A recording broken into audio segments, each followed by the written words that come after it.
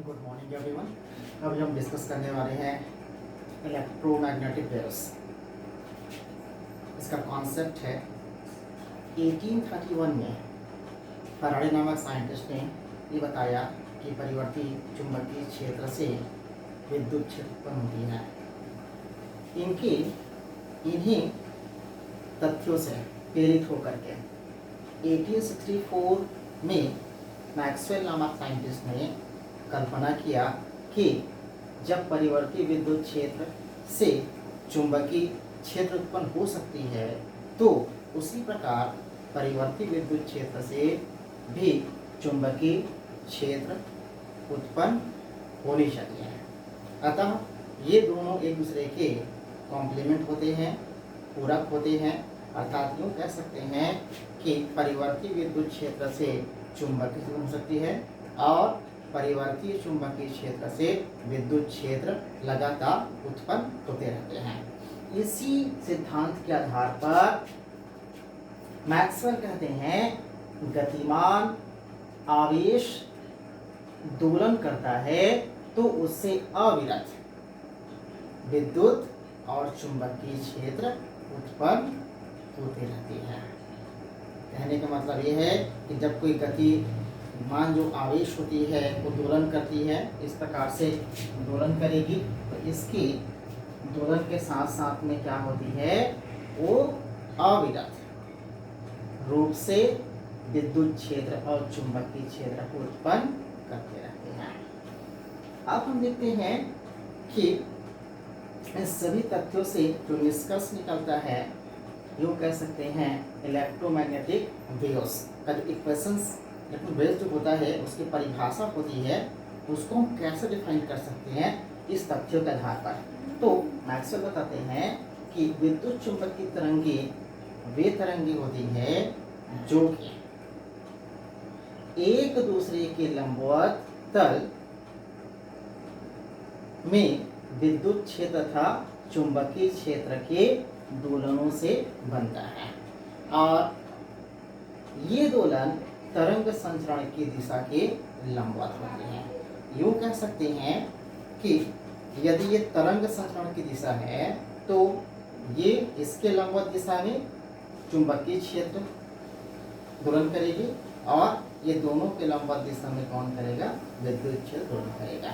उसी को समझने के लिए हम इस प्रकार समझ सकते हैं, ये डायमेंशन हो गया, ये तरंग संचरण की दिशा और इसके लंबवत दिशा में विद्युत क्षेत्र की दिशा हो गया और यह चुंबकीय क्षेत्र की दिशा, तीनों एक दूसरे के लंबवत होते हैं।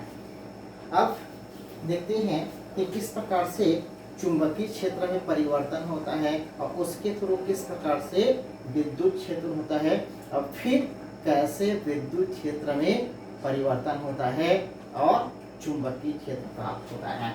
तो देखते हैं कि ये इलेक्ट्रिक फील्ड अभी हमने बताया और ये हो जाएगी मैग्नेटिक फील्ड। तो ये इस प्रकार से पहले हम ले लेते हैं इलेक्ट्रिक फील्ड को। तो यहाँ पर हमने देखा कि यहाँ इलेक्ट्रिक फील्ड में देखिए इस प्रकार से परिवर्तन हो रहे हैं, इस प्रकार से क्या हो रहे हैं, परिवर्तन हो रहे हैं।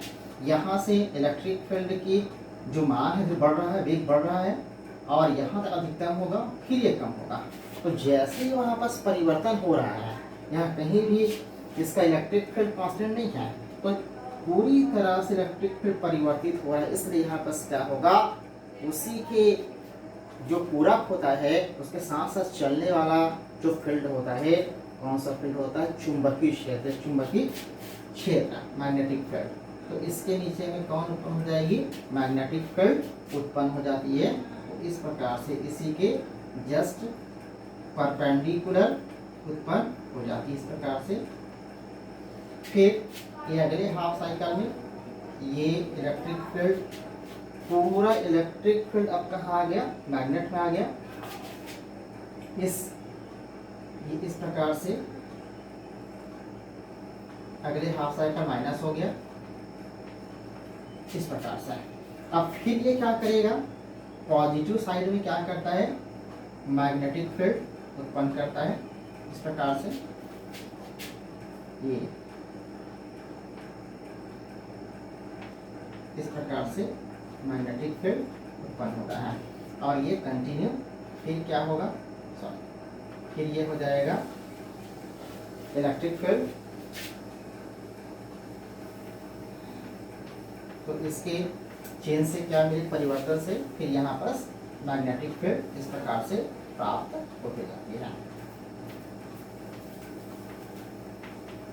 और ये कंटिन्यू चलती रहती है। तो इस प्रकार से हम बता सकते हैं कि जो इलेक्ट्रोमैग्नेटिक वेव्स जो होती है वो होता क्या है, तो जब जो आयन जो होती है, जो गतिशील आयन होती है, वो दोलन करता हुआ त्वरित होता है, तो उसके दिशा के लंबवत तल में चुंबकीय क्षेत्र भी उत्पन्न होता है और अगले लंबवत में विद्युत क्षेत्र भी उत्पन्न होता है, जो इस प्रकार से दिखाई देती है। इस प्रकार से समझ सकते हैं उसको। ये तरंग संचरण की दिशा हो गया और ये इलेक्ट्रिक फील्ड, ये येलो वाला जो है इलेक्ट्रिक फील्ड को शो कर रहा है और रेड जो होती है मैग्नेटिक फील्ड को, और यह तरंग संचरण की दिशा को शो करती है। तो इस प्रकार से हम इसका बेसिक कॉन्सेप्ट और इलेक्ट्रोमैग्नेटिक वेव को समझ सकते हैं।